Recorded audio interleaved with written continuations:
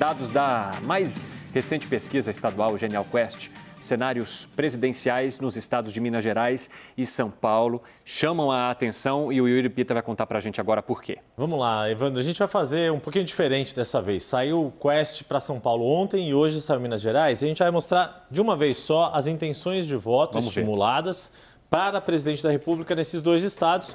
Primeiro, o maior colégio eleitoral do país, São Paulo, em que há uma vantagem numérica do presidente Jair Bolsonaro em relação ao ex-presidente Lula, mas uma situação total de empate técnico, somados ali Ciro Gomes, Simone Tebet, Soraya Tronic, Felipe Dávila e outros candidatos, 16% e 11% de não votos, ou branco nulo, ou pessoas que estão ainda indecisas.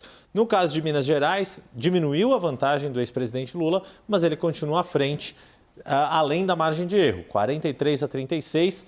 Os outros candidatos somam 11% e 10%. Ou seja, a gente vê um quadro aqui bem disputado, no maior colégio eleitoral do país, São Paulo, 22% do eleitorado brasileiro.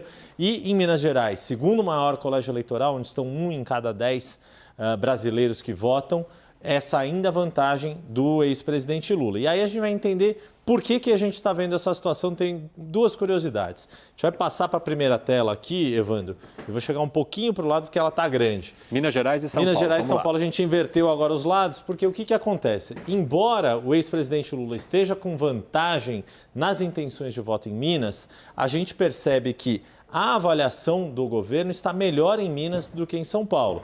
Ambas têm saldo negativo, mas aqui, desde agosto e agora em setembro, a gente vê uma situação de empate técnico. Sim. 39 a 35. 39 que avaliam levando em conta a margem ruim, de erro, né? Exato. 39 consideram ruim ou péssima gestão e 35% dos mineiros consideram ótima ou boa e 23% regular. Aí do teu outro lado, em São Paulo, a gente vê, olha, também tem caído a tendência de avaliação negativa e agora está em 40%. Mas são 9 pontos de diferença, ou seja, acima da margem de erro daqueles que consideram boa ou ótima gestão, 31%. 9 pontos de diferença. Então, o que a gente pode concluir nessa primeira olhada? Por que em São Paulo há essa situação de empate técnico e em Minas ainda não houve essa virada ou uma maior aproximação do presidente Jair Bolsonaro em relação ao ex-presidente Lula? Pelo que a gente vai mostrar na próxima tela, que vai aparecer aqui, que é o conhecimento e a rejeição. Ou seja, se as pessoas conhecem e vão votar com certeza, se conhecem podem votar, se não conhecem o suficiente, ou se conhecem e não votam.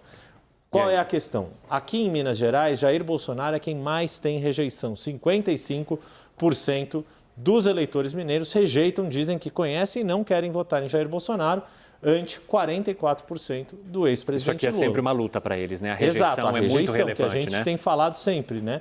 E no caso de São Paulo, olha a diferença. Embora Ciro Gomes esteja ali com 54, esteja o primeiro na lista de maior rejeição, mas todos em uma situação de empate.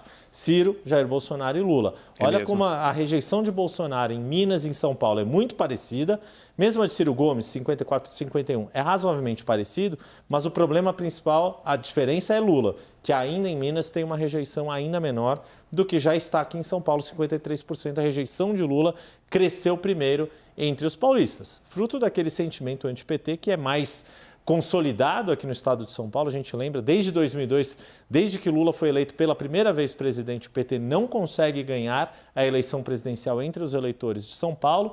E no caso de Minas Gerais, o PT ganhou em 2002 e manteve essa vantagem até 2014. Só em 2018, só Jair Bolsonaro conseguiu tirar a vantagem que o PT costumava ter em Minas Gerais. Yuri, nós estamos falando aqui de um estado onde tradicionalmente o presidente eleito ganha. Exato, acabou tendo essa coincidência, né? Todo o período democrático, Minas Gerais e, se não me falha a memória, o estado do Amazonas são os únicos dois estados que sempre, quem ganhou nesses dois estados ganhou na eleição nacional. O caso de Minas Gerais é mais eloquente porque Minas tem toda uma reprodução socioeconômica muito parecida com o Brasil como um todo, em ter regiões mais carentes, ter uma capital forte, ter regiões ligadas ao agronegócio, ali no oeste, no Triângulo Mineiro, a região da Zona da Mata tem uma influência ali do Rio de Janeiro, enfim. tem muito dessa configuração socioeconômica que acaba se reproduzindo também do ponto de vista político. Vamos voltar para a nossa arena lá, para a gente continuar a nossa conversa ali, Yuri? Pode seguir para lá, deixa eu falar. Eu queria só trazer 2 bastidores sobre as campanhas estaduais em São Paulo e em Minas, que ajuda a gente a entender a disputa nacional. Primeiro, em São Paulo. O governador Rodrigo Garcia, ele conta com essa rejeição do presidente Jair Bolsonaro para ir para o segundo turno, para conseguir bater Tarcísio de Freitas. Ele acha que Tarcísio vai ter um teto.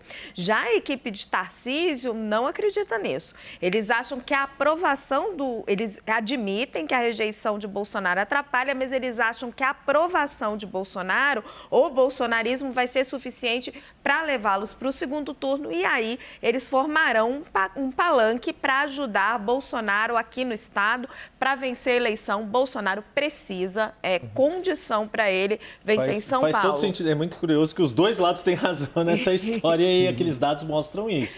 Porque, de fato, Tarcísio precisa desse aumento de aprovação do governo Bolsonaro em São Paulo para crescer. E ali, a gente acabou não mencionando, mas você falou essa questão do Rodrigo Garcia, faz todo sentido. Porque existe uma maior rejeição da gestão Jair Bolsonaro em São Paulo e uma maior procura pelos candidatos da terceira via do que em Minas Gerais.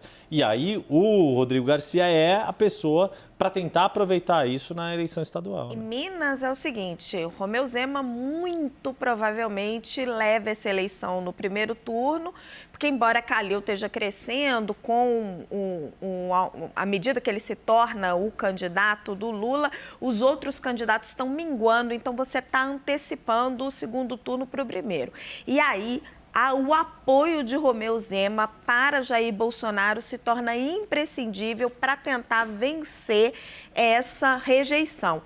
Zema tem dito publicamente que no PT ele não vota, mas tem evitado se posicionar em relação ao Bolsonaro por causa do candidato do Novo, Felipe Dávila. Bem no bastidor, conversando na campanha em Mineiro, né? Sempre fala ali bem no cochichinho.